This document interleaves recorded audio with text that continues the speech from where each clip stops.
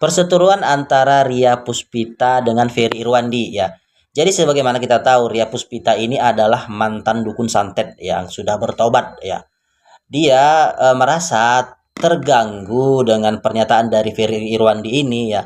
Sebenarnya bukan Ferry Irwandi ya, cuman banyak orang-orang atau netizen-netizen yang mengetek dari Ria Puspita ini ya untuk saling berhadapan-hadapan dengan Ferry Irwandi karena Ferry Irwandi memberikan tantangan kepada para dukun santet untuk menyantet dia ya. Dan kalau berhasil dikasih mobil Alphard ya, kan nggak tahu kalau dia udah ya kan. Gimana dia mau ngasih mobil Alphard ya kan? Apa istrinya mau ngasih? Ya kan nggak tahu lah ya. Tapi benar juga sih ya, mungkin pernyataan dari Ria Puspita ini kan dia menyatakan seperti ini. Kenapa sih kalian ngetek-ngetek saya? Ini pandai-pandaian saya ya mau ngubah omongannya. Apa ini di tek-tek saya? Saya kan sudah bertobat ya. Kalaupun disuruh memilih saya untuk menghabisi dari seorang Ferry Irwandi, saya lebih baik dengan tangan sendiri tanpa santet kan begitu katanya. Karena dia memang tidak ingin lagi kembali ke dunia yang katanya dia sudah bertobat ya. Nah, ini jadi polemik, jadi bisa-bisa dimasukkan ke delik-delik hukum lah ya oleh Ferry Irwandi. Makanya sekarang mereka selagi serang sedikit-sedikit bagaimana ya, bukan sedikit sih, panas lah ya. Tapi begini sih masalah tentang dukun mendukun ini, saya dalam posisi dilema ya kan.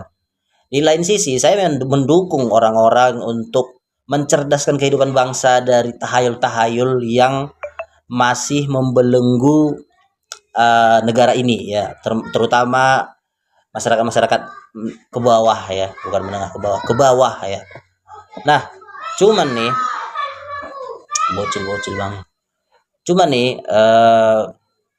saya takutnya ini adalah awal ya.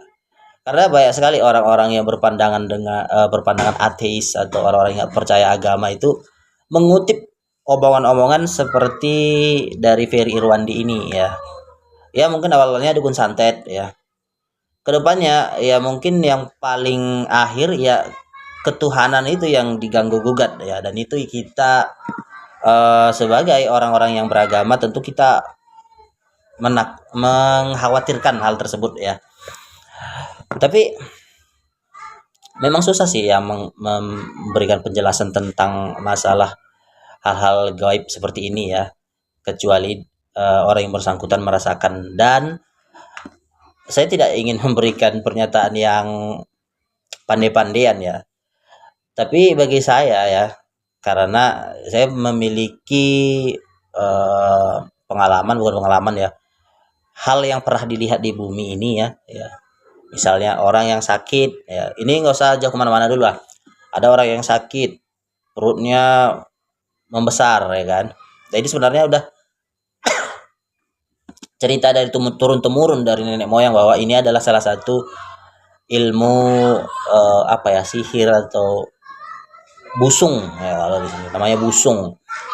Nah, ini masih bisa saya melihat beberapa orang yang kena yang dikatakan busung ini ya, berobat ke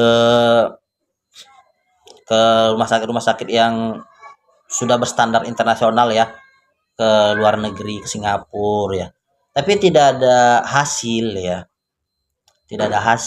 dan mereka tidak bisa mendeteksi apa itu penyakitnya ya.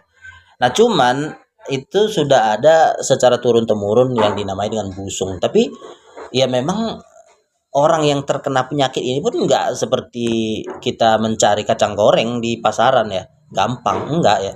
Ya satu-satu, dan kita bisa melihat salah satu ciri-cirinya itu perutnya membesar, katanya keluar cairan-cairan yang sangat bau ya. Ya kalau dicari tahu dari pihak kedokteran ya belum ada jawaban yang memuaskan selama ini, dan korban seperti ini sudah sering tapi tidak pernah ada semacam riset lah ya supaya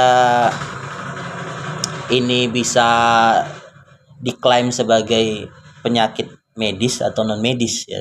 tapi belum pernah kejadian, tidak belum pernah di riset. Jadi ya masyarakat tetap kekeh memandang ini adalah salah satu penyakit yang non medis ya, penyakit goib ya. Tapi di lain sisi orang-orang yang berpercaya bahwa tidak ada yang namanya santet atau segala macam, memandang penyakit ini itu penyakit medis ya kan. Tapi belum ada juga jawaban bahwa itu penyakit berasal dari entah itu kuman, entahkah itu kelainan pada organ tubuh atau segala macam, belum bisa juga disimpulkan ya. Jadi itu tarik menarik ya.